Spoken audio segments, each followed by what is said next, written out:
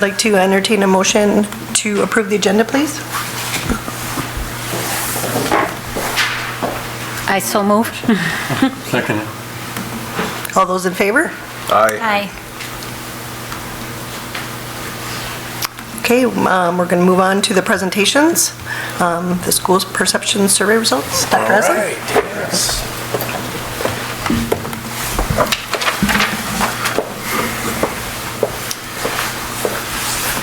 Yeah, good evening, everyone. So after a lot of discussion and a lot of hard work, we're really glad to be able to talk about the results of the broad-based community staff and parent survey that took place. So tonight, a lot of information coming our way. So our work tonight is to receive the information. Please do ask clarifying questions about survey results, and we know that we have plenty of time to work strategy in the future. So tonight, let's focus on receiving the information, getting answers to questions that we may have, and then we know that we'll have some discussions more about strategy down the line. So really glad to have Sue Peterson with School Perceptions with us this evening, and I will turn the mic over to you, Sue. Thank you. Thank you. Oh, good. Look at you. Don't even have to crank your neck around. I was worried about you there for a minute. Good. All right. So good evening. We'll go through your survey results.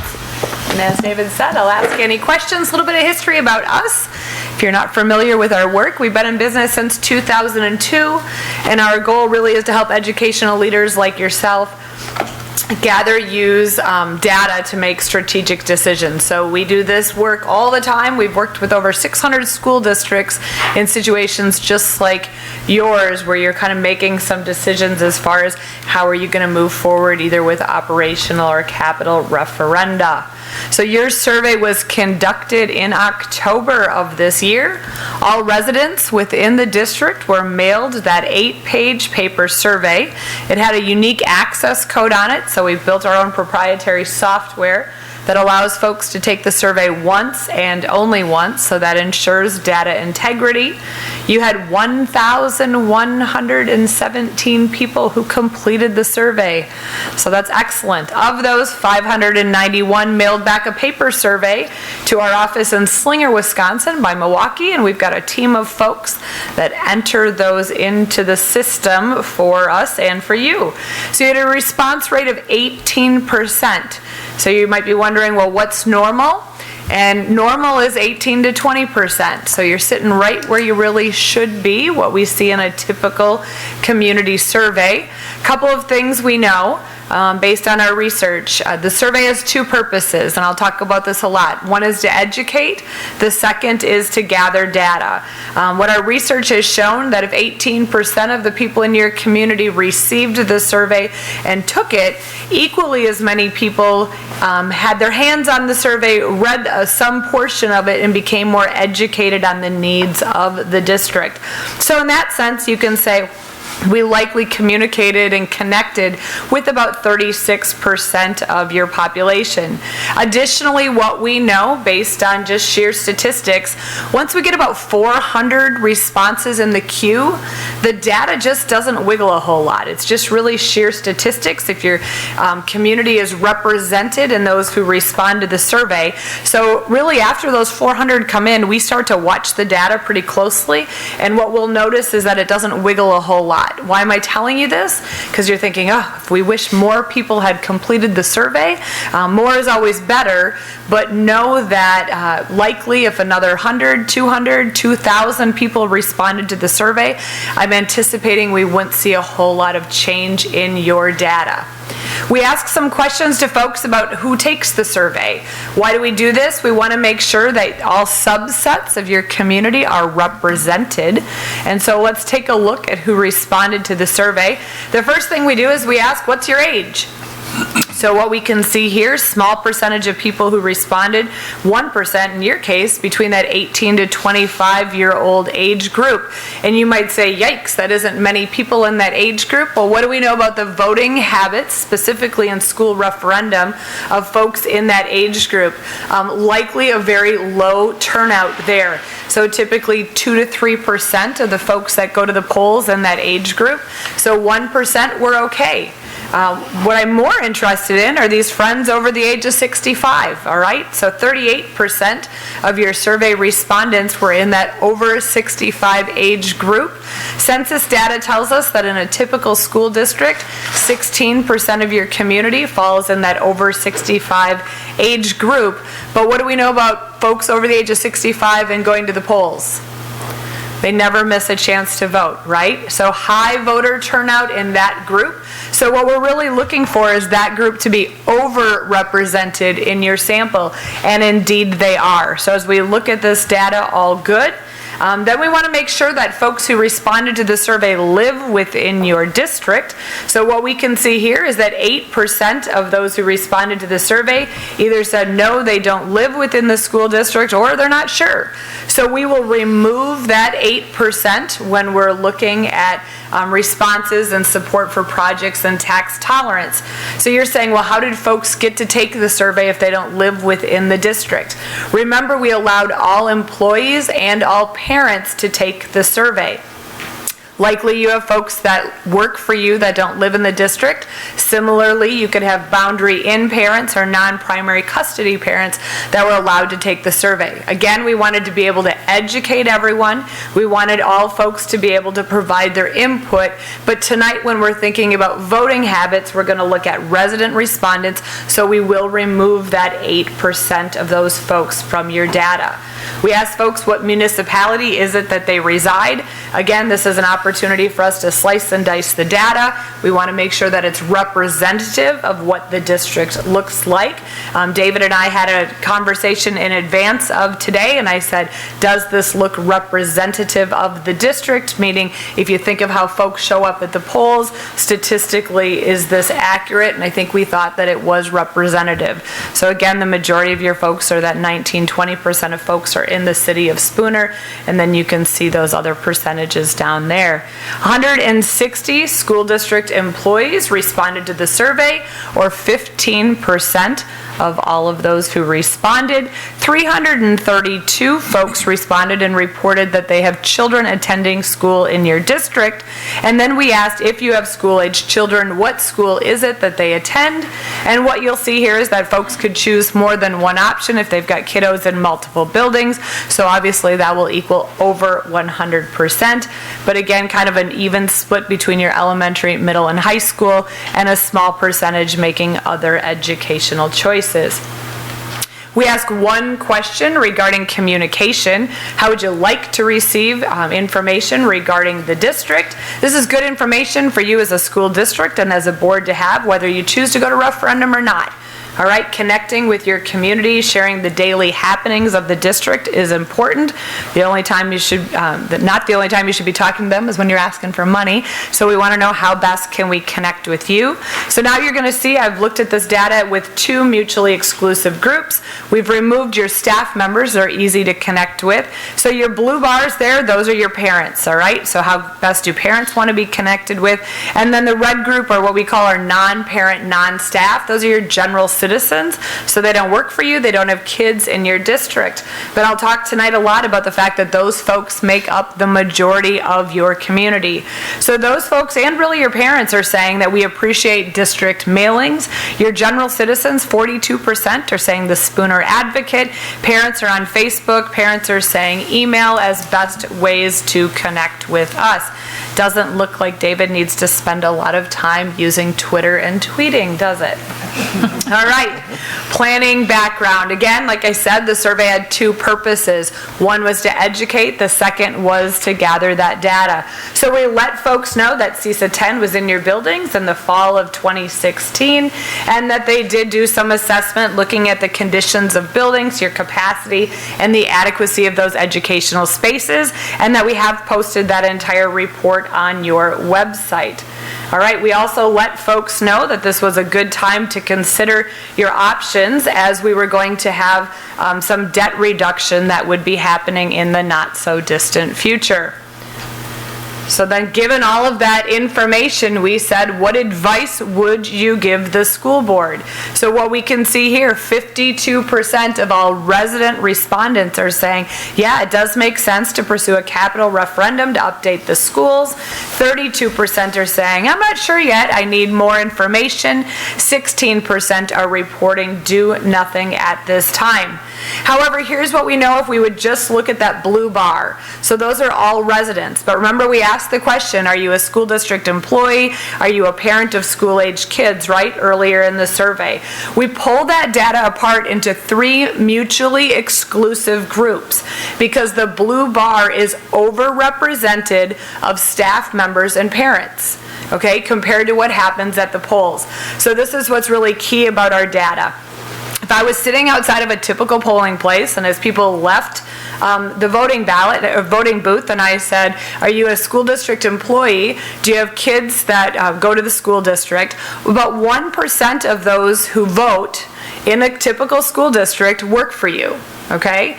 So they make up, school district employees are extremely important. They should exercise their right to vote, but they're only 1% of the folks at the poll in most school districts. Parents of school-aged kids, about 25%. So who rules the world? The purple people, okay? The non-parent, non-staff, those people really determine what happens in an election. So again, in the blue bar, your parents and staff are overrepresented. So as we move through the rest of the data, you need to think majority vote, if you will, or weighting, goes to that group called the non-parent, non-staff. Does that make sense? All right, it'll all make sense then moving forward. So we knew that we've got some decisions to make about what to do with your middle school. So we provided some background information, letting people know what that facility audit told us about that building. And we said we're really at a crossroads, all right? So one option is we can put a little bit of money, about $5.5 million into Spooner Middle School, and that would give you about another 10 years with that building, all right? We're going to put some Band-Aids on some things. We're going to address some systems. But the reality is you're still going to have some educational inadequacies in that building. The second option is that we can say it's time, and you're going to replace Spooner Middle School with a new wing at the high school. That's going to cost $19.1 million, okay? Take that middle school offline, move those kiddos over to your high school. So we said, all right, here's kind of how we would put that piece onto the existing high school. And now we say, which option do you support to address the needs of Spooner Middle School? So 44% of all resident respondents said replace Spooner Middle School with a new wing at the high school. 18% said do nothing. 18% also said not sure, need new information, more information. 20% said update Spooner Middle School. But what did we just learn? We can't follow the blue bar, right?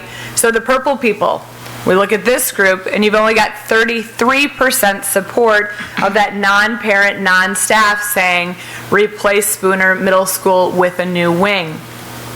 So then we said, oh, we got to look at this because we're certainly not hitting 50% with those folks. Well, your staff and parents are saying it makes sense to move us all to one consolidated campus with our secondary kids. Again, we need to look at those purple friends. So what do we see? 24% are saying do nothing, right? Maintain it as is. So if I look at that group and say, all right, we've got 24% of your general citizens saying do nothing, but then I move down to, should we just continue to invest in update Spooner Middle School? In essence, we can probably put those two together, right? So we could say, all right, we might have about 45% of the survey respondents that fit into that non-parent, non-staff group saying, let's address the needs at the existing middle school or do nothing, maintain as is. So at this point, we don't have a strong support for moving towards that wing. But we had some other projects we wanted to ask folks in addition to that middle school. So we provided some background on the need to update your infrastructure, improve safety and security. You had some Americans with Disability Act code compliance pieces that needed to be addressed. as well as adding a dedicated cafeteria with performance space at your elementary school, and considering building an early childhood education wing at the elementary school as well. And then finally updating those outdoor athletic fields.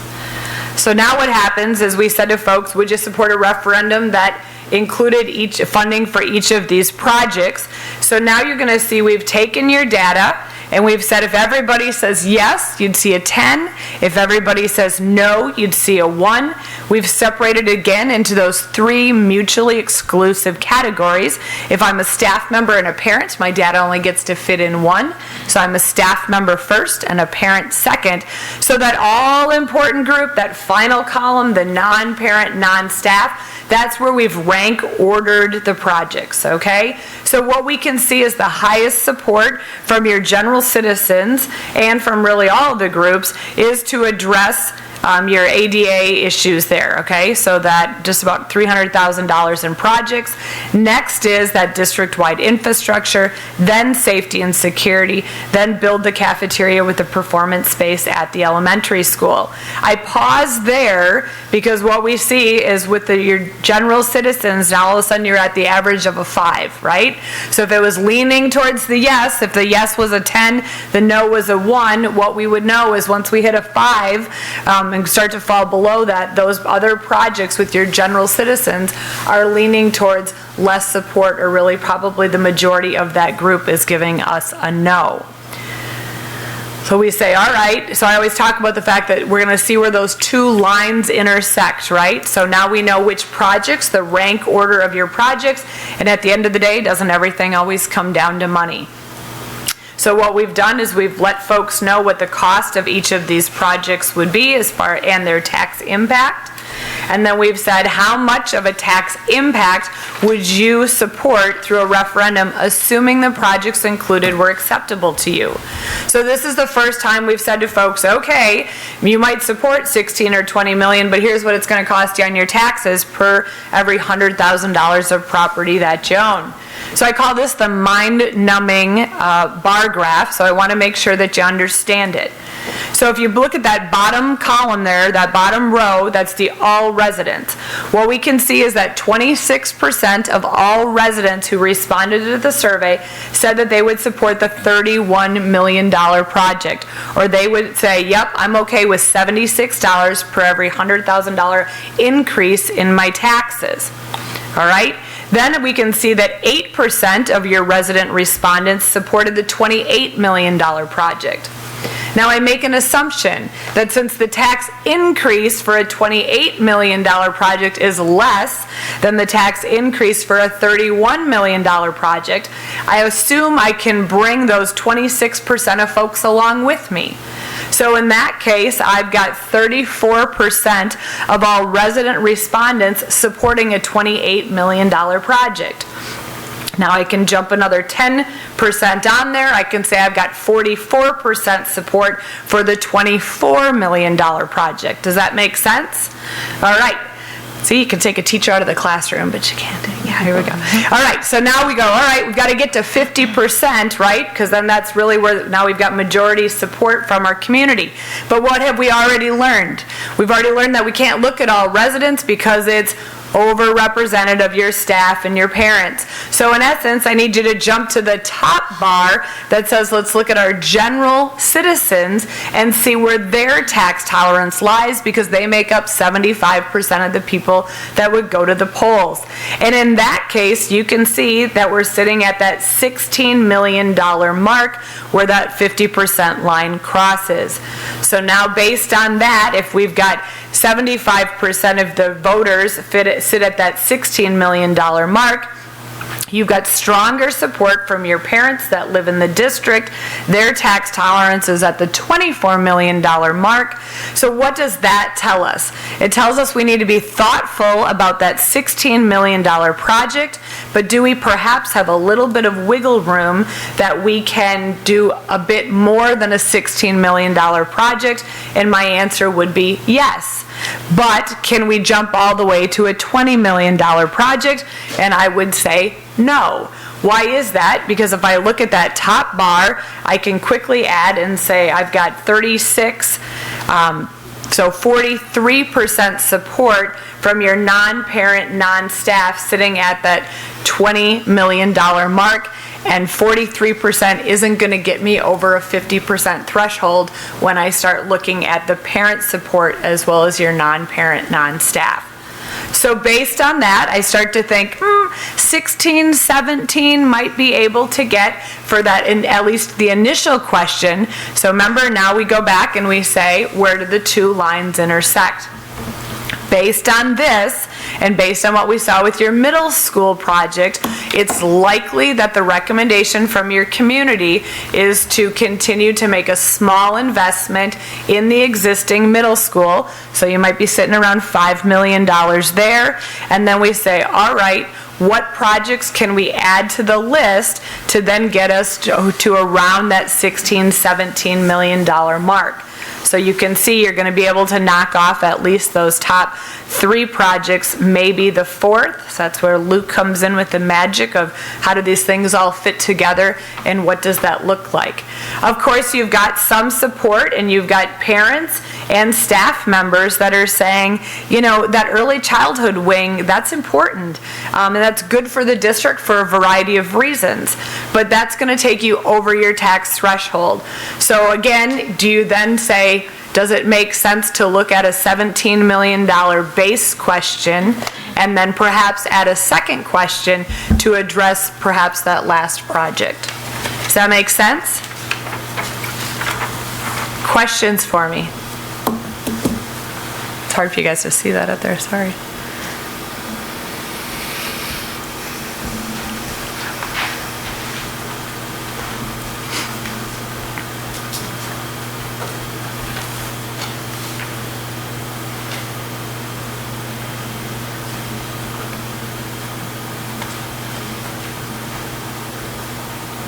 And you might be sitting, you know, if you've got $5 million in your middle school and these other projects, depending on where they fall within infrastructure and safety and security, you might have to stop at safety and security in your base question.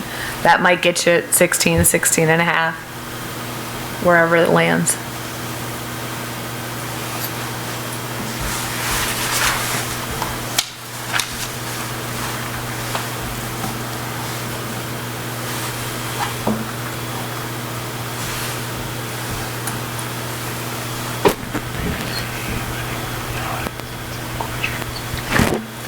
Does anyone in the audience have any questions?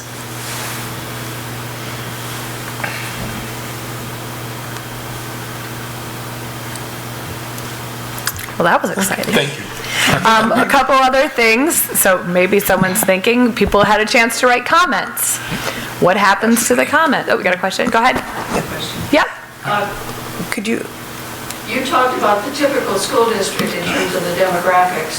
But it'd be very easy to go to the census and know what the demographic structure of this community is. Right.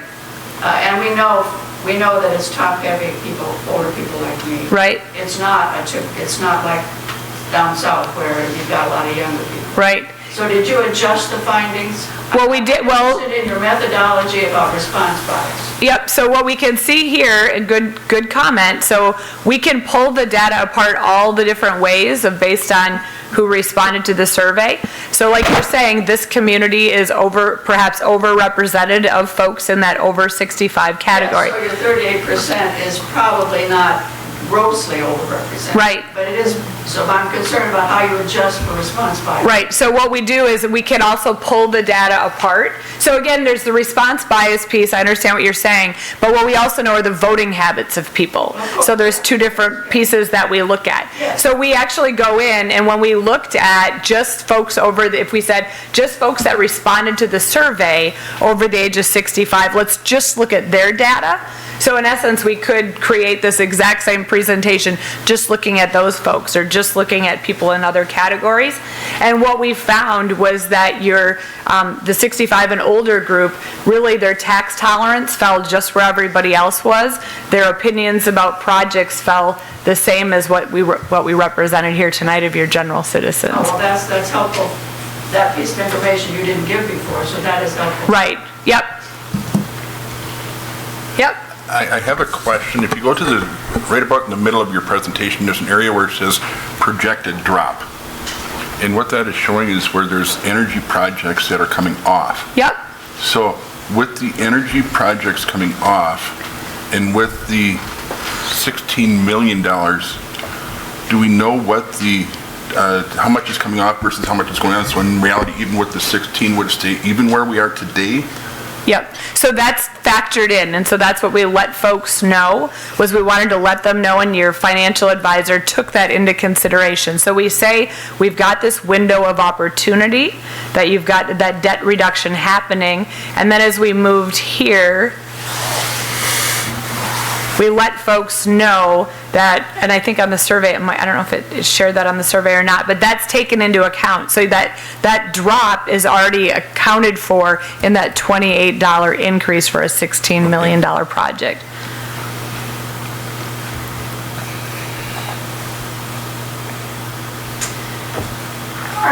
With the, Do you want to go to them? Or I could repeat the question too, go ahead. That's good. with the age groups, were the responses fairly equivalent across the board? Were they supporting the same types of things, or were there differences based on age groups? And with most of the younger ones probably having kids, how did that factor in? Right, so we can kind of look at, in general, what we're looking at is parents of school-age kids, so really that middle bar. So not uncommon in many districts, you're going to be more, parents of school-age kids are many times, because they're invested, they're your customers, they see they're going to experience the benefits. Oftentimes they're more supportive, where you get general citizens who may never step foot in a school, maybe at retirement age and in a fixed income, may value education and understand it, but just in many cases may say, I only have this much money, not that all families don't, that this is what I can support. So that's why we really break it out this way. What I'm more interested in when we look at that first slide, when we say what are the age groups, what I don't want to see is 28% of the respondents in that 18 to 25-year-old age group, right? Or a small percentage of folks in that 65 and older, just because we know the voting habits of those folks. But the district will have access to the data, so they could pull it apart and say, let's look at the 18 to 25, or let's look at those other. What we know is that typically that 26 to 50, 45, and some of those folks in that 46 to 55 are going to fit into that school-age parent category.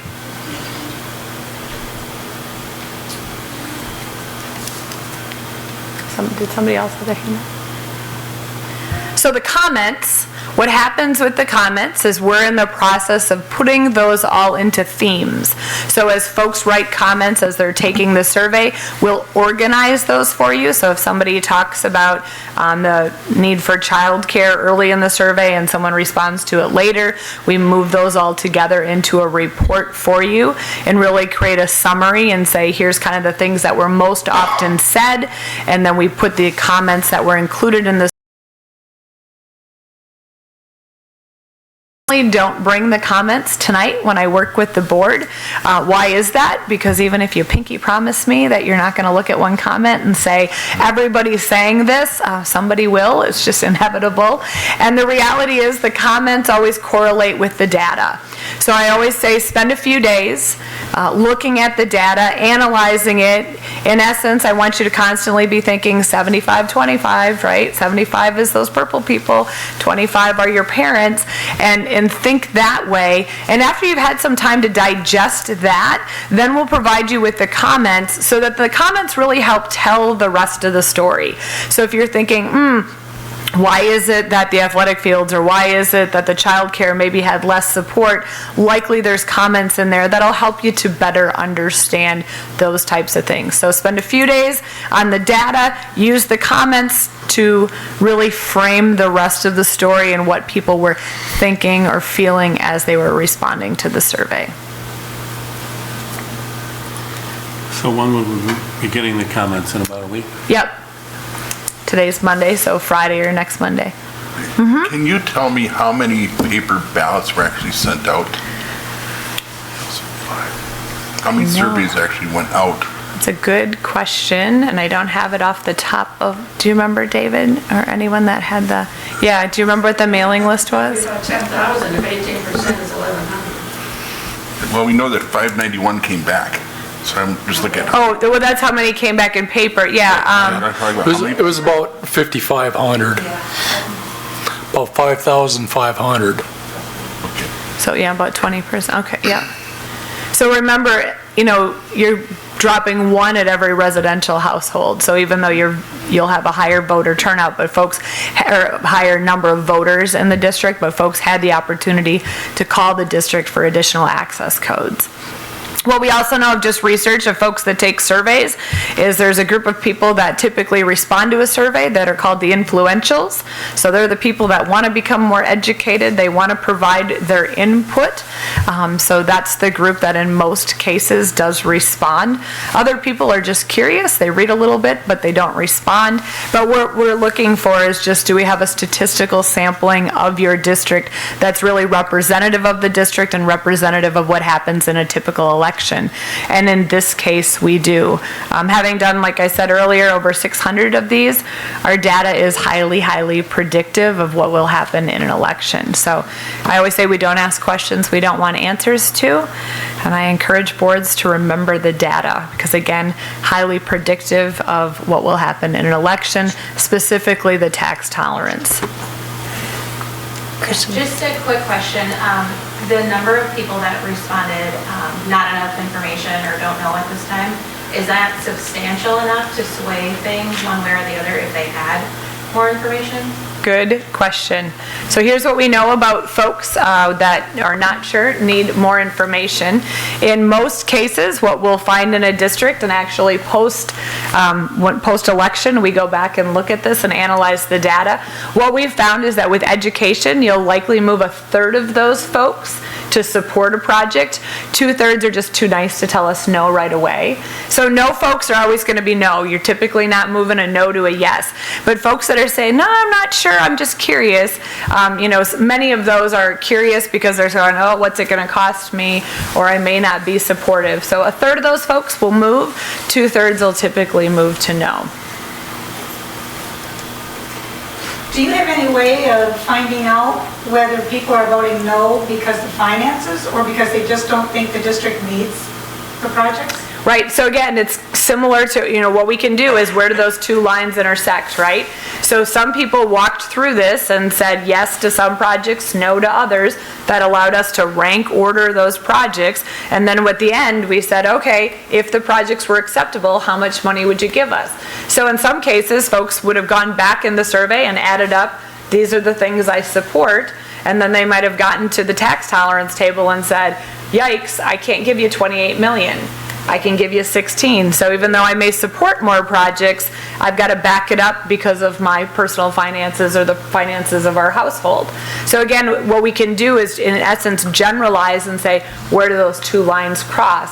And in most, in this case, we're looking at that $16-17 million as really, that's your threshold of how much money on an initial base question. That's really, in our opinion, a safe amount for the district to look at bonding for projects. Are there a few other projects that, there is some support for? Yep, and when you look, when we look here, you say, okay, based on those projects, but you look at those general citizens, right? So your staff and parents, at least for that early childhood wing, they're still leaning towards the yes. Like they see the value in that.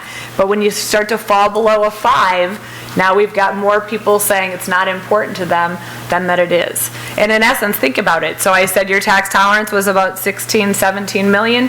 You look at these, that's really where that line changes. I have a question. So has anyone extrapolated from what they may or may not be willing to do, what is the likelihood of a referendum of any kind passing or not passing with this data? I mean, if we structure everything that we want in accordance with what we think this data is suggesting, are we likely to get a referendum passed? Or are these numbers so are these numbers suggesting that we will not be successful in any kind of a referendum?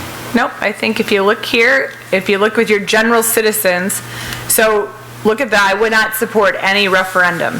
So 23% of your non-parent, non-staff, they're not going to support anything. Okay, so they've told us that. Or 17% of all your resident respondents. So in that case, we know we've got support from folks, because folks had a chance to say, I'm not going to support you no matter what. So we've got that data. And so folks said, all right, if you go out, here's how much money I can afford, and I would support. So in essence, that's why that 16, 17 million is a big deal. If I leave you with anything, that's what I leave you with, right? So that's really your tax threshold that those folks are saying, and your citizens are saying they would support something, but really here's how much we can afford, and you need to stay within that amount. So based on that, you think it's more likely that if we stay within those guidelines, we're more likely to get it passed than have it denied? Right, yep. Okay, thank you. And include the projects, I love athletics, but I probably wouldn't put a turf field on the ballot right now. All right? That's why we ask, right? We let people weigh in, tell us what's important. If the football coach is in the room, I apologize.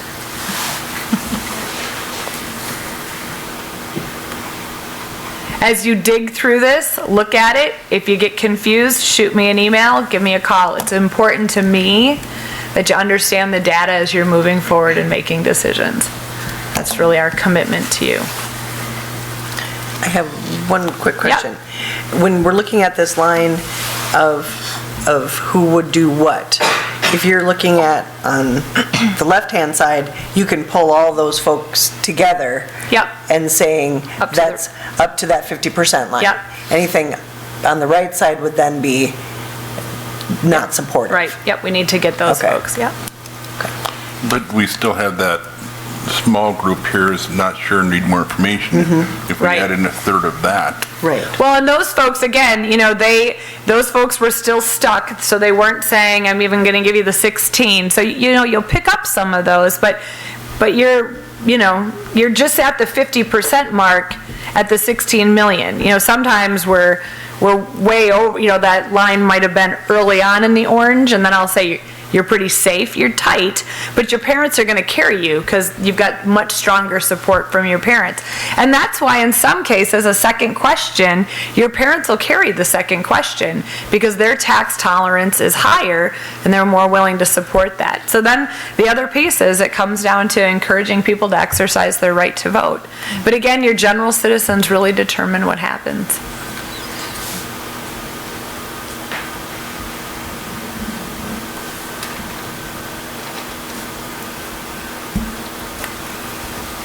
Anything else? All right, call me if you need me.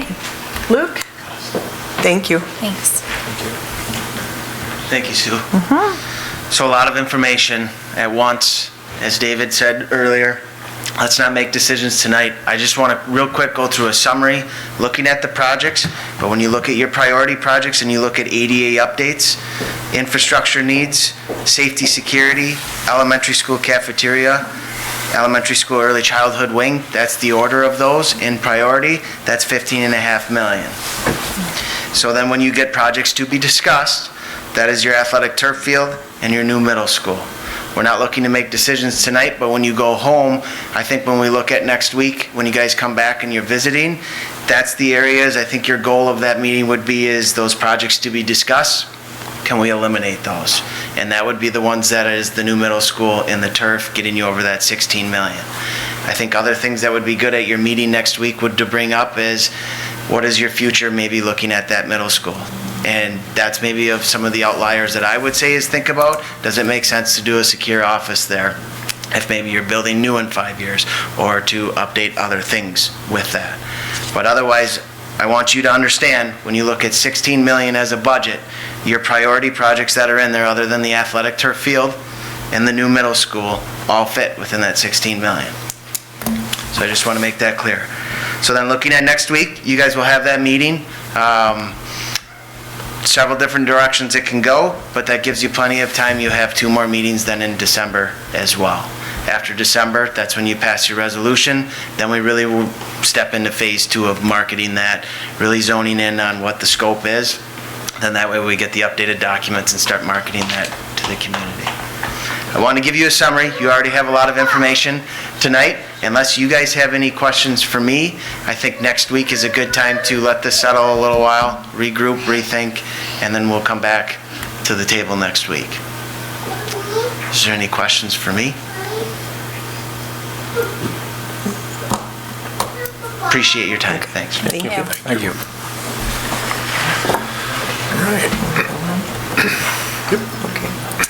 Okay, we're going to move on to item B, which is student, staff, and community recognitions. Dr. Esley? See, I'm up first.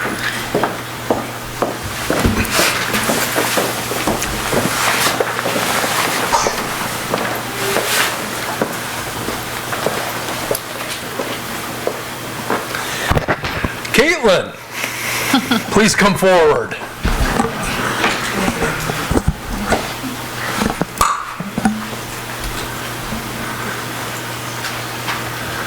So Caitlin said no certificate tonight, but I do want to take this opportunity to say thank you to Caitlin for her work in supporting the logistical planning for the 10-year anniversary of the high school, and I know we've got another big recognition for that tonight as well. But for those that were on hand, you saw it was a great event, and if you didn't, boy, we served over 700 meals, I believe, and just had a real great turnout, a nice ceremonial ribbon cutting as well, so a good night. And although it was snowing sideways, it was great to see people come out and take part in that. So thank you, Caitlin. We sure do appreciate you.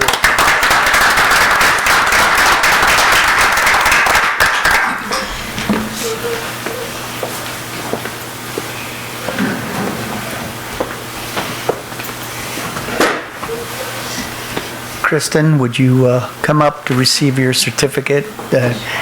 And I did not make her own certificate. So again,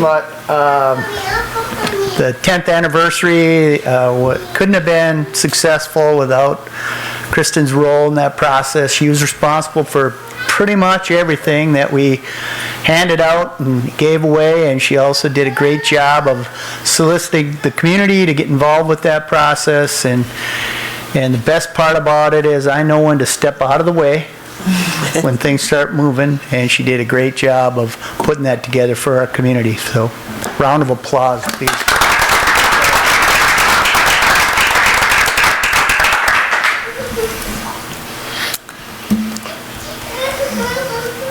Okay, we're going to move on to item C.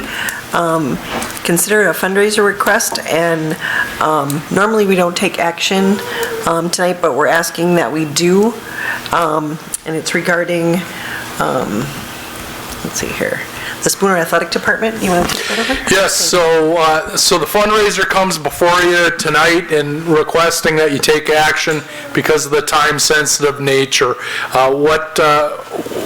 What the proposal is to sell engraved paver blocks, and you'd see examples of that near the entrance when you come in to Spooner High School. So there'll be a solicitation of sales, and then people that are interested in buying have some options.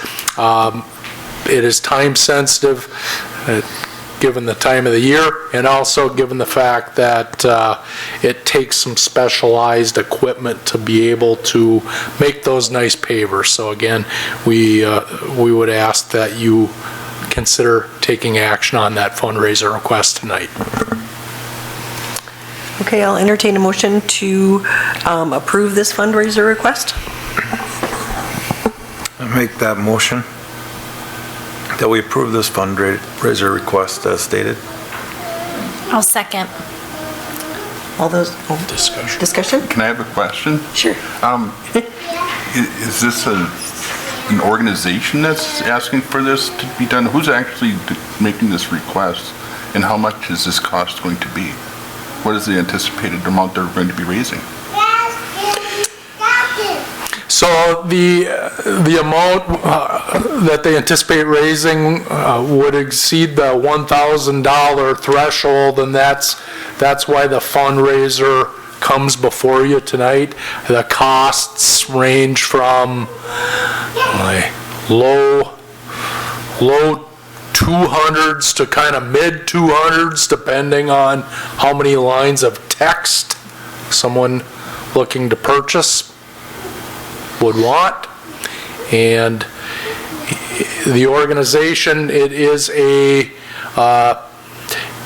group that has been at this fundraising for these pavers for some time. So, Mr. Schurz, please do jump in if you have additional information. But I believe it is a staff member that is leading this effort at the high school. Is there a risk to the district if enough funds are not raised?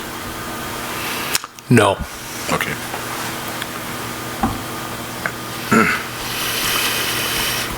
Do we have any examples of what the money's going to go for? There are a number of the pavers near the entrance of the high school building here, and they would be in that format and that model. Look very similar to that. The intent of raising the funds would be to raise money for outdoor sports related expenses, and this round of pavers would be placed in front of the concession stand at the Spooner High School athletic field. I'm sorry, maybe it wasn't clear. I didn't communicate clear enough. What kind of outdoor events? I mean, the money's going to go to what specific kinds of events? Do we, just so I have an idea what that is looking like? It would depend on the need. And again, the staff member that's doing it is our spirit advisor. Okay. And again, the history behind it, you'll see the tiles all over the building. Yep. So what they were raised for at various times were before my time, but again, finishing up a project that was started so that people can, it's the recognition too, that you get your name on a plaque saying that I support the area school district. Thank you.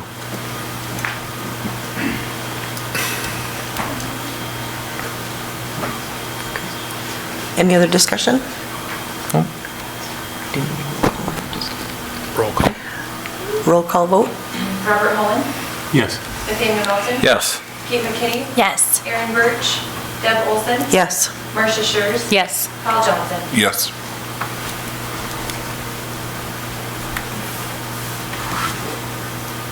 Okay. Okay. Next item would be the high school school improvement plan. Mr. Schurz?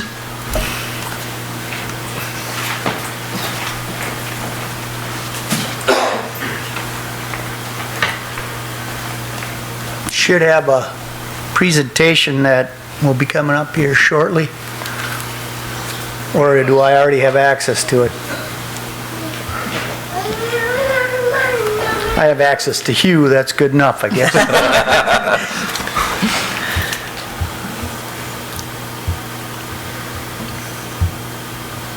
Thank you. So I know Mrs. Sheik is here to present her portion, and I know that she would probably greatly appreciate if I let her go first, but I think in slide presentation that should work. So let's go, let's see what we got.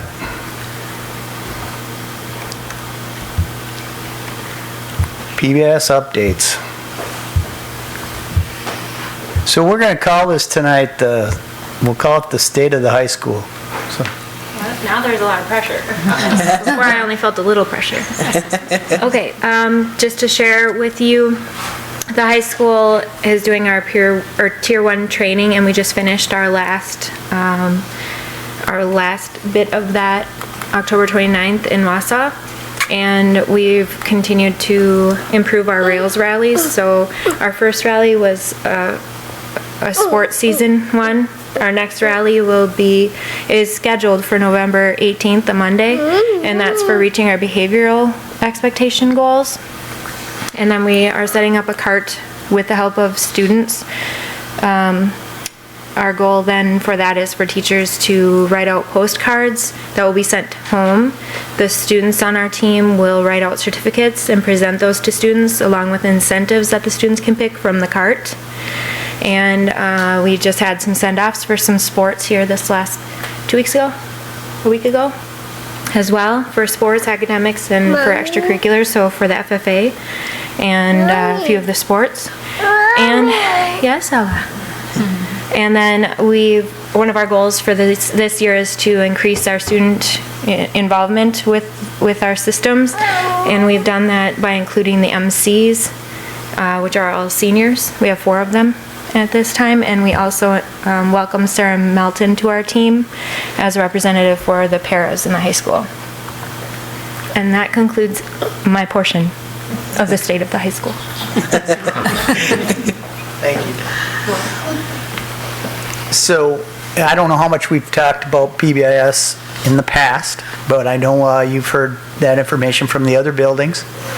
And what we're talking about is positive behavior interventions and supports that help us focus on what we're focusing on in the high school. And along with lots of things that we've done in the past, we'll call it 5 terms, because we're through with our 5th term now since my arrival, I guess.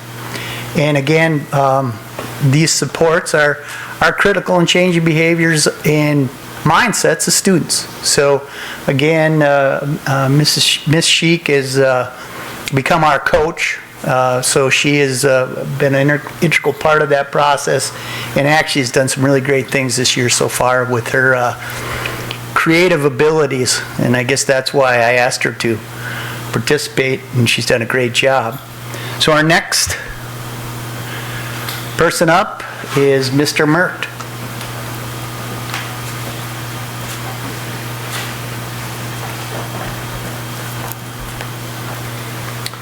Hi, I'm a social studies teacher at the high school, and I guess I'm tasked with discussing about kind of what we do in our block system, and we kind of structure things to best serve students, which is, I mean, what everybody should be doing in education. But I guess we live in an economically disadvantaged district, and we can't guarantee what our students are going home to. A lot of them are going to work after school. So we moved to a full block system at the high school. So we got 85-minute class periods, and in that time period, we're basically providing instruction and then providing support to kids as they practice the skills that we're teaching. So we're guaranteeing that time, so they're not, you know, the expectation that every kid is going to go home and do 4 hours of homework is, you know, that's great if it happens, but we are guaranteeing that block, those kids are going to get what they need to succeed beyond high school.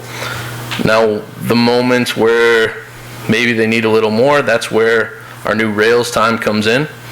We kind of made another change after the first change this year of just giving kids more opportunity to meet with teachers one-on-one. So I think we switched to basically 3 days a week. Teachers are going to have an opportunity to meet with basically students they've targeted that need that extra support in the classroom. And we're not talking like a 20-student study hall. We're talking maybe 2, 3, 4 kids in the room, and we can go around, provide the support they need. And I guess the last and maybe most important is just communicating more with parents. I've found success, and lots of teachers have found success. We just send that email, make that phone call. We're getting a lot of support from home to make things happen in the classroom. So again, talking to other teachers about how to best serve students, talking with parents about how to best serve students. I guess that's my update about the classroom. Thank you. Thank you, Mr. Merkt. And not to be outdone, we are going to start actually looking at a little data. And I'm going to ask Mrs. Myers to come up and share a little bit on the social emotional end of our situation at the high school.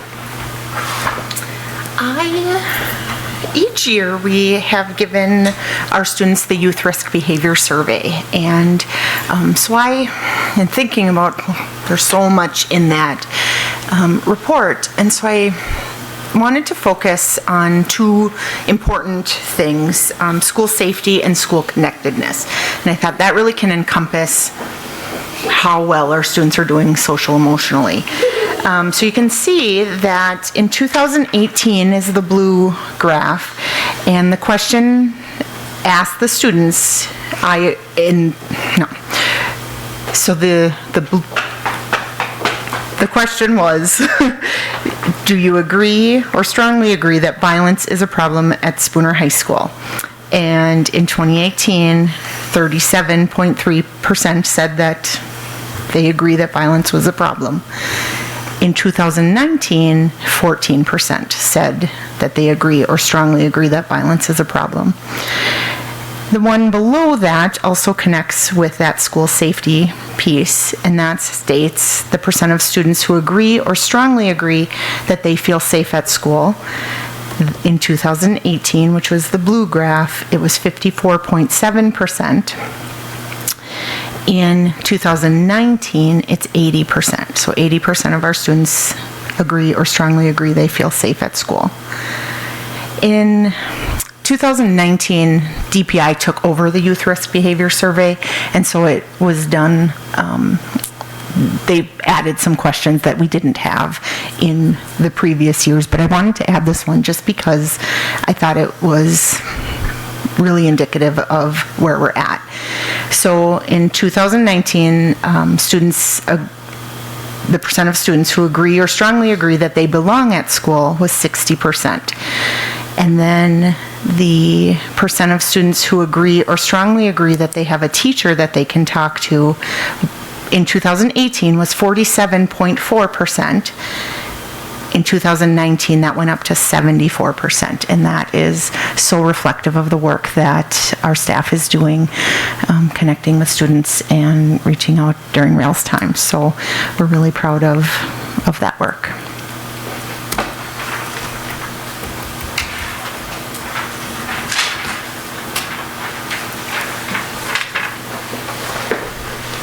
Thank you, Mrs. Myers. Looking at just one more comment, the jump statistically here is pretty, I think, pretty incredible. Those, you expect, you make goals for 5 to 10% of increases per year, and the jumps you're seeing are really reflective of what the staff is doing. And most importantly, there isn't a lot of rocket science behind this process. It's called building relationships with kids and connecting with kids. Mr. Merck gave an example of what we're trying to do with Rails Time, and that is to connect to kids. Mr. Merck and I had an example. This was probably last week of a student that we were working with all quarter, and we used the term intentional non-learner, and that's a student that, in my mind, has what we call in psychology learned helplessness. They become to the point in their educational experience, it doesn't matter what effort they put forward, it doesn't work. Courses, content areas like algebra, for example. If I'm not good at math, the chance of me being successful in math and thinking I'm good at math starts to diminish with every year they get older. So again, we had this student that definitely fell into that category. And as we've talked about as a staff, what we don't do is give up. We try different strategies. Eventually, if we work hard enough, they're going to give in and we're going to win. That's kind of the way we look at it. That's the way our Rails system is set up now. We assign students to intervention, to remediation. Now they can choose not to do something, but we're not going to give up. We're not going to stop with that expectation. And in this particular case, This person, this student did a 180 in the last week and a half of the quarter. Light clicked on, finally figured out they're not giving up. And Mr. Merck, it was a success story by the end of the quarter, which again is reflective of what our staff is committed to. Now, you've heard in the last year all the things that we've tried to do as far as the educational process. One of the big shifts that we've made is our staff, we understand the terminology we work with every day. Things like PBIS, things like intentional non-learners. This is vocabulary that we have and exercise together in this commitment. And I'm giving you this background because the next slides, I think, are very revealing where we are right now. And again, this is an effort about building relationships with students and helping them understand the importance of the next step in their lives. And again, the commitment to making sure that they have a chance once they leave high school. And again, it's serious business with serious results. So I wanted to give you that as we move on. We talked last year about tardies. And one of the things I noticed when I walked into this district was, and again, knowing the history of Spooner and the great educational system that Spooner's had for many, many years, that was well respected in the heart of the North, and seeing students complacent about coming to school. Those kind of things don't work well with me. Okay, this is an important thing. We need you here. And Dr. Dieger and I spent a lot of time. What do we need to do? How do I get this message across to students? And we kept working at it. We devised our 5-minute start of the day. We now have first bell is at 7:55. The next bell is at 8 o'clock. And everyone needs to be in the building by 8 o'clock. That's the rule. The door locks. Okay? And if you don't get in the building by 8 o'clock, we talk. I open the door. We don't automatically open it. We talk. But here's the thing. There are students that are coming to our school that fall into, as Mr. Merck said, have difficult home lives. So we talk about solutions. We don't talk about what we're going to do to you. We're going to talk about what's keeping you from getting to school. Okay? And what can we do to help? And there's people that are sitting in this room right now can verify that difference. We have kids sprinting to the door now to get in by 8 o'clock. Why? Because I really believe they believe school's important again. It's part of what we need to do, and having that expectation has made a huge difference. Now, is it a big deal to do that kind of thing? No, I enjoy every minute of it. To be able to connect with kids, greet them in the morning, might be the only greeting they have. And again, what a turnaround. Look at the data. Okay, we had a 70% reduction in first period tardies. And again, what a difference. And it's a staff effort. So now, as I said, the door locks at 8 o'clock. They have 5 minutes. Even those kids that come at that point got 5 minutes to get to class. We do our announcements, and they appreciate it. They appreciate that 5 minutes. And what was the big deal about the 5 minutes? Nothing, because we do our announcements and get engaged. But at 8:05, they're ready to learn. It's a pretty significant difference. Discipline referrals. Every time I look at that, I'm amazed.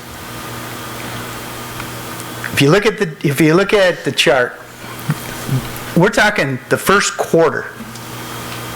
Okay, we had a total of 16 referrals. Last year at this time, we had 150 some referrals. Okay.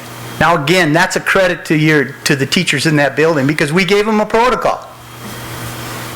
Have a conversation with the student, get a hold of the parent, change behavior. And as they found out, that process is not difficult, and it builds relationships with kids. Again, it's like when they're coming in the building.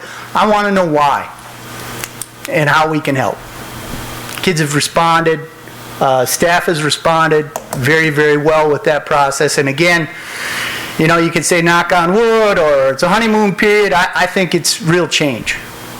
And I think if you come into our building, and many of you have, it's the respect the kids have for what we're trying to do with them in education. Academic update. This is official from today. We got grades in. If you look at, I got 2017-18, 2018-19, and 2019-20. Those are, we have 5 failing grade, 5 failing classes so far this quarter. That went from, as you can see, 105 2 years ago, 41 last year, 5 this quarter. Now I am going to tell you this, the semester grade is going to measure more, okay, and that's the one I really want to look at because not all of our courses are graded first term, okay, because we have semester courses.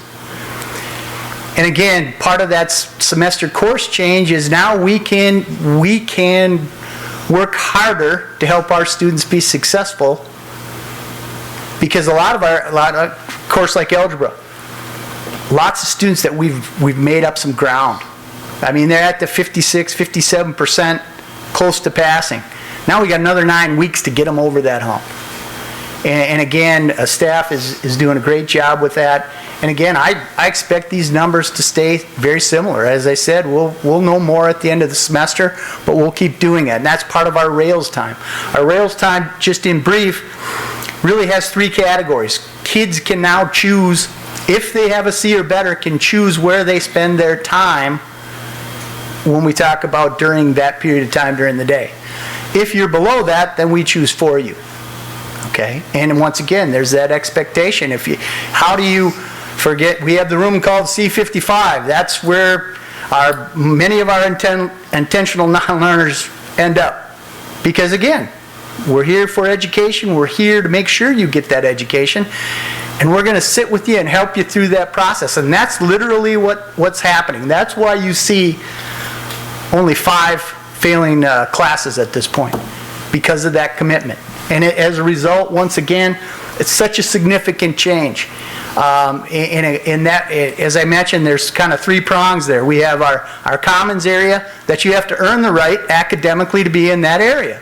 And in that area, you have some freedoms. It's kind of like I equate it to those of you that had the college experience. I went to the U of M, so it was called Kaufman Union. And eventually, that's what we want there. We want kids to be able to, get a latte or whatever. We want to be able to provide that reward, and that's part of that positive behavior. If you do what we're asking you to, this is what the choice you have. If you don't, we want you to get there. We're going to show you how to get there. And that's really what that process is based on. Lastly, I think here, we'll go through these relatively quickly because we'll spend more time on them later. But based on our strategic priorities as a district, the high school has 3 SMART goals. The first one is similar to last year, but now we included everybody. We want to reduce academic failures. 9-12. Okay, and again, you saw a little data that's connected to it. On the left-hand side, it says all the things that we're working on to make that happen, and that's definitely what we're working on and why we're seeing success. We're working on our curriculum and our PLCs to make sure that we have those standards that students understand what's expected for them to learn. We have our link crew. The effectiveness project is our teacher evaluation system that is linked, and that's the great part about this year, it's linked to building those targets. So there's no confusion as a classroom teacher. When I walk in there, what am I expecting? Just like you see behind you, learning targets, posted, teaching to those targets. That's what we're working on, and that's what the evaluation process will consist of. We have a commitment from the district to have our teachers go through link crew training, which is a significant training program to help our freshmen transition and be successful. Focus on respect, you see it all over our building, and that's my expectation. And we spend a lot of time talking about what that means. And again, the other things are self-explanatory in the sense that we've talked about them already tonight. Second SMART goal, we want to retain our staff. I mentioned in our staff meeting today, I have never been in this process for 34 years. I've never worked with a stronger staff. And that's awesome, because we can do a lot of great things, and they know that. And again, I want to retain them. Now, I got some teachers that are on the cusp of retirement, but I'm trying to get 5-year commitments out of them. We'll see. Okay? It's an ongoing conversation. But again, the strategies that we're using to keep those, what teachers really want, they want an opportunity to teach. And they want continual professional development to learn how to do things that they do better. And they want to see students be successful. Those are the things I believe keeps teachers in districts. So we're going to continue to work on those things. The last one is to increase communication. I think I've heard all sorts of positive comments about our district newsletter. So I appreciate the board's support on that process, because people still like, including myself, still like to have that physical piece of paper in their hands to look at. I like to write on it and doodle on it and highlight it, okay? But again, that's a big thing, and I have a weekly update with my staff where we talk about the various things we're talking about. I let them know where we are in a lot of these areas, and again, remind them of what our goals are. And again, that's something I put out weekly so that they know that week's expectations. Okay? That's what I have for you. That's the state of the high school. I'd be happy to address any questions, thoughts. Does anybody have any questions? No questions, but a huge wow.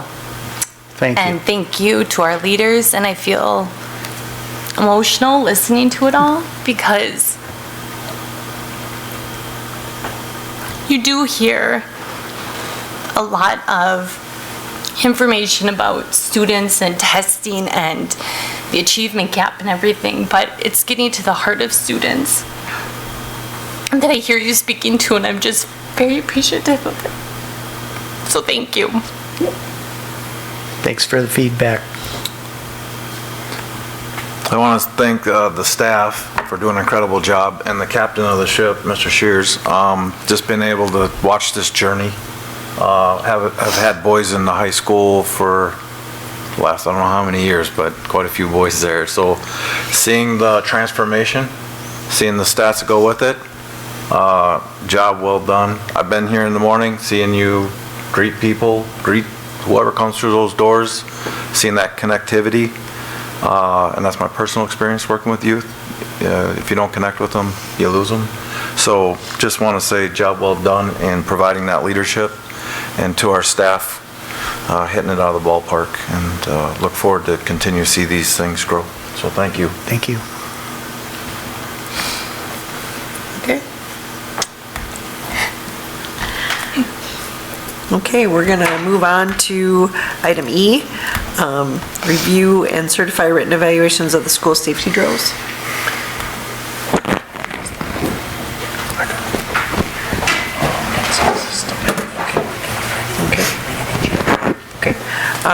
Everybody's had a chance to look that over. Is there a consensus to move this to the regular board meeting? Yes. Yep. Yes. Okay. All right. Now we're going to move on to discussion formation of support staff, teacher, administration, compensation task forces. Do we have is there any questions on that, or any discussion as far as putting those back into place? Is this basically a committee we're forming here? Yes. That's what I thought. Okay. 2 school years ago, we had formed these task forces, and at that point, we'd indicated that we'd do those in alternate years. Yep.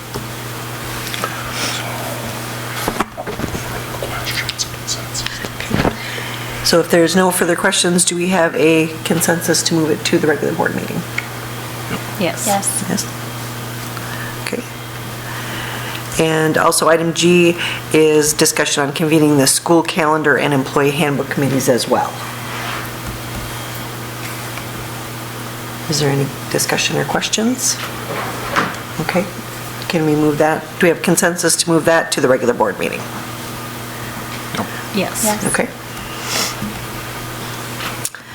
Okay, item H is discuss appointment of the board delegate and alternate delegate to the Wisconsin State Education Convention in January. So do we know who will be attending that convention? Marcia? Planning to, but Me? I can't commit for sure Kate? yet to the Okay. work. And I believe Aaron as well? Okay. Is there anybody that would be interested in becoming the delegate? I think it's appropriate that the president should be the delegate. Okay. I mean, she's absent. You want to put that on her? I know, I was thinking you would be a great choice at that. If you want me to, I will, but I think that's appropriate. She put her down as the alternate then. We could do that. Okay. Do we want to move Thank that to the regular board meeting? Okay, do we have a consensus to move that to the regular board meeting then? Yes? Yes. Okay. All right. And then item I is the 30, 60, 90-day planning cycle. Those were on board docs. Does anybody have questions about those at all, or discussion? Any discussion? I think it's really nice to see that. I really like that format. Yeah, it's very nice to see it planned within months in each school and each, that's really nice to see as far as so you can plan on ahead, and if you have questions about it, you can ask those. Is there any other discussion on that? Do we have consensus to move that to the regular board meeting? Yes. Yes. Okay. And then item J is a financial update. Mrs. Grindell? Yep. So we'll go through this fairly quickly. You're looking at the September financial statement. We started out the month with about $5.7 million in the general checking. We added in total receipts of $393,571. Total expenses for the month were a little over $4 million, leaving the general checking cash balance at $2,123,803 if you round up. Is there any questions? Well, my usual question Yep, so on projections for deficits. fairly early in the year, so, not a lot of things have popped up quite yet. Obviously, the boilers, but we did make that accommodation, and we had those funds appropriated from different accounts. So as of right now, yes, projections. Of course, it's supposed to snow tonight, so, we always get that question of snow plowing. We're starting early, but. So what would be the projection then for this year? So I'd have to go back and look at those financial statements, but I believe when we added in the boilers, we were about $23,000, a little less than $24,000. And since we have the audit and that's been done and certified, where did we finish last year? I would have to go back and pull those financials again, but I think it was we budgeted for a little over $99,000. It was about it was like $99,700, I believe. Deficit. Yes, right where we were making the mark. Okay, thank you. And that included that, the allotment for the after-school program, correct? Correct. The after-school program, I believe the board allotted up to $75,000, and if I'm going off my memory, and I just looked at it the other day, they came in around 60-some thousand, so they did come in under. Okay, great. Any other questions? Okay. Next item is the approval of the vouchers.